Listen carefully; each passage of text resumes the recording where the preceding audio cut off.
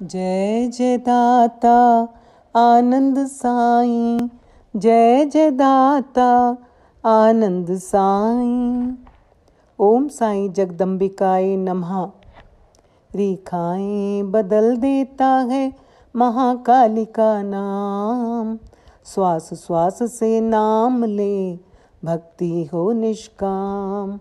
महाकाली का नाम सिमर रहो आनंद मगन, महाकाली के भजन से शांत हुए तन मन, शांत हुए तन मन। ओम साई चंडिकाए नमः।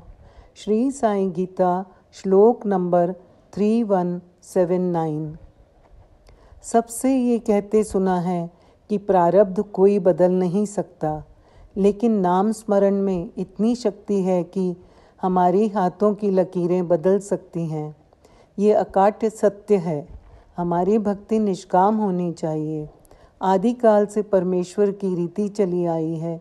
ईश्वर अपने भक्तों की रक्षा करते ही हैं। दुराचारी, उल्टे कर्म करने वाले, पाप कर्म करने वाले यदि साईं जी की शरण में आ जाते हैं तो उनकी भी रक्षा हो जाती है, क्योंकि वो पतितों के भगवान हैं। माँ का भजन करने वाला सदा अमृत पीता है। माँ का भजन करो जितना हो सकता है।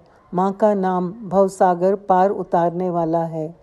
जो श्वास श्वास में साईं साईं ही कहते हैं उसका उद्धार हो जाता है। श्वास श्वास से साईं कहने वाला कभी पाप कर ही नहीं सकता।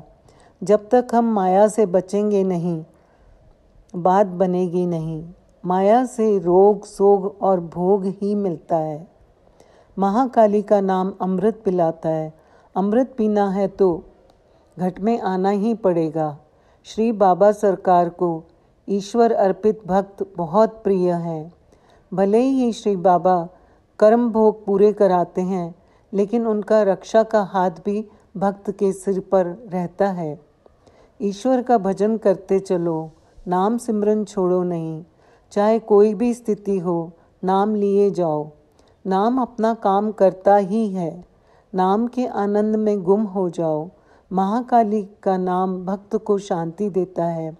आज आपको अपने जीवन का बदलाव कैसे आया वो बताना चाहती हूँ। मैंने धर्म भीरू परिवार में जन्म लिया, जहाँ रोज सुबह गीता पाठ होता, व्रत उपवास रखे जाते थे। बाकी कुछ पता नहीं था। मेरे कोटि जन्मों के भाग्य उदित हुए जब मैं श्री आनंद साईं जी के चरणों में पहुंची। हुआ यूं कि गुरु चरणों में पहुंचने के 5-6 महीने पहले मैं अपनी मम्मी के घर गई। वहां पूजा करने एक पंडित जी आते थे। नवरात्रों के दिन थे। अचानक पंडित जी ने मुझे कहा कि आपका मूल स्थान से बुलावा आया है। मैं बहुत उत्सुक हुई जानने के लिए। मेरी दृष्टि में तब मूल स्थान वैष्णो देवी माँ थी। मैंने कहा, वैष्णो देवी माँ? तो पंडित जी बोले, नहीं, यहाँ आसपास से ही बुलावा आया है। 2-3 दिन विचार करती रही, लेकिन फिर मैं भूल गई। करीब 6 महीने के बाद में जब मेरे कोटि कोटांग जन्मों के भाग्य जगे और मैं अपने पापा श्री बाल स्वरूप आनंद साईं जी तथा आनंदमयी माँ गुरु माते के श्री चरणों में पहुँची, उनकी दया से, और उन्होंने अपनी अपार दया से जगत सेवा में मुझे लगा दिया। तब मुझे उन पंडित जी की बात याद आ गई। मेरा जीवन ही बदल गया।